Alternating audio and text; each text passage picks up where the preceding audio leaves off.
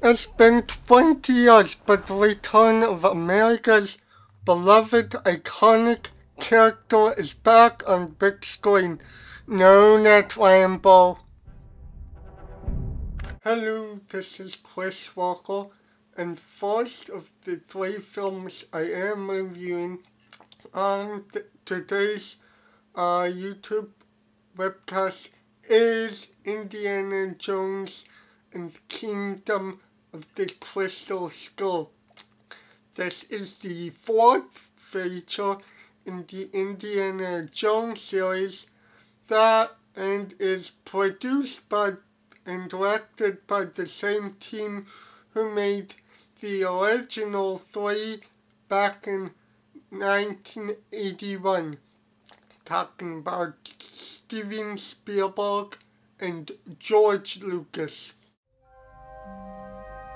Legend says that a crystal skull was stolen from a mythical lost city in the Amazon, supposedly built out of solid gold, guarded by the living dead. Whoever returns the skull to the city temple will be given control over its power. In order to keep with the 20-year period between Indiana Jones films, the film now switches gear and is from the 1930s and is now set in 1957 at the height of the Cold War. Indiana Jones is called on by some Russian scientists to find and locate the mythological crystal skull. This is incredible. Unreal. Don't touch anything. Along the way, he joins up with rebel teenager Mutt Williams, played by Shia LaBeouf, and is reunited with his first love in Marion Ravenwood, played by none other than Karen Allen, who is reprising her role from the 1981 movie Raiders of the Lost Ark. Well, what's he gonna do now? I don't think he plans that far ahead. Oh! I'd cover my ears if I were you. The action and adventure parts of Indiana Jones are still there, and it still is thrilling to see Harrison Ford back in the Cape once again. But the movie kind of takes a dull ride.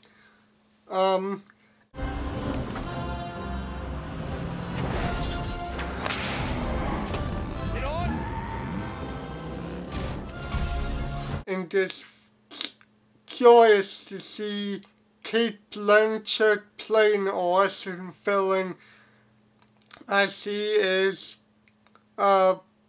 unbelievable in certain scenes. But still, this movie is a great adventure ride and a great way to start the summer movie season.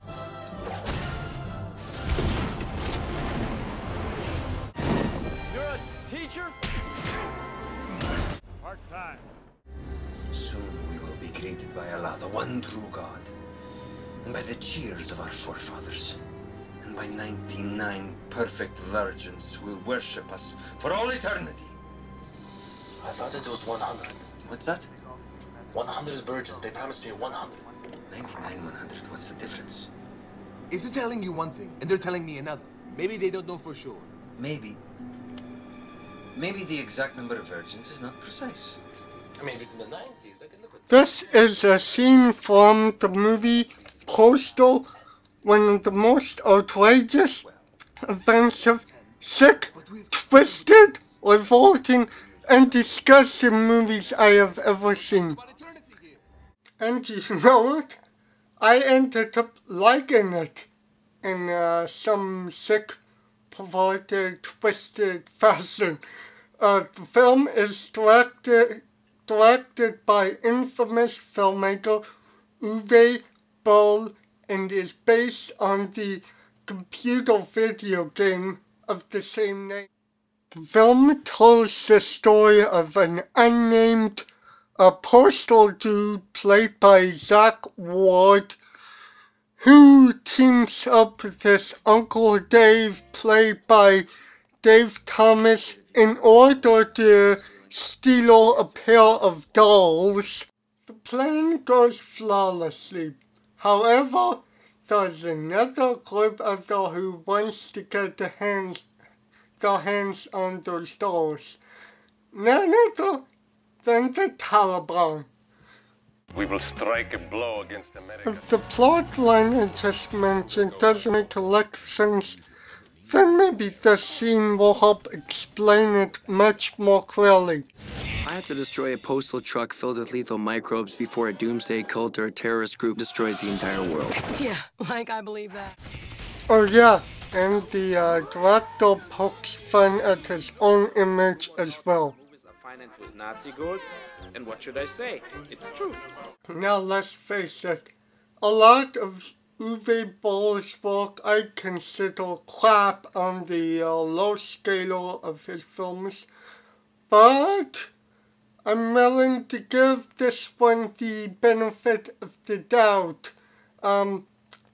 He does go a little overboard with some of the offensive material, but overall it does work out, and this will be one of the Uwe Boll films that may not, I repeat, may not be on my top 10 worst list come the end of the year. Should I send a couple cruise missiles down there? I just wish I knew how to quit you. You tell them that this is a prime example of why everybody should buy my book, How to Fire an Employee Without Making Him Go Postal. The last film I would like to review is Mamma Mia. This is based on a musical Broadway play entirely set to the music of ABBA, about a young girl on the eve of her wedding, desperate to know who her father is.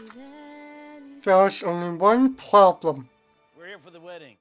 She has three. Oh my god, yeah. Yes. Oh my god. I wanted to end up liking this film because Meryl Streep's in it, but this movie is a disappointment. A lot of things were wrong in this movie to begin with. The casting is awkward, but the film takes its spiral downfall fast and becomes more like a stretched out long MTV music video, which is bad to say the least.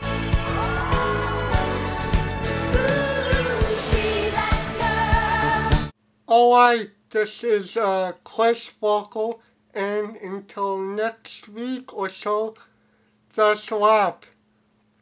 And hopefully my show is doing better than the crappy newest Love's made for finding at the movie guys that you hardly even know.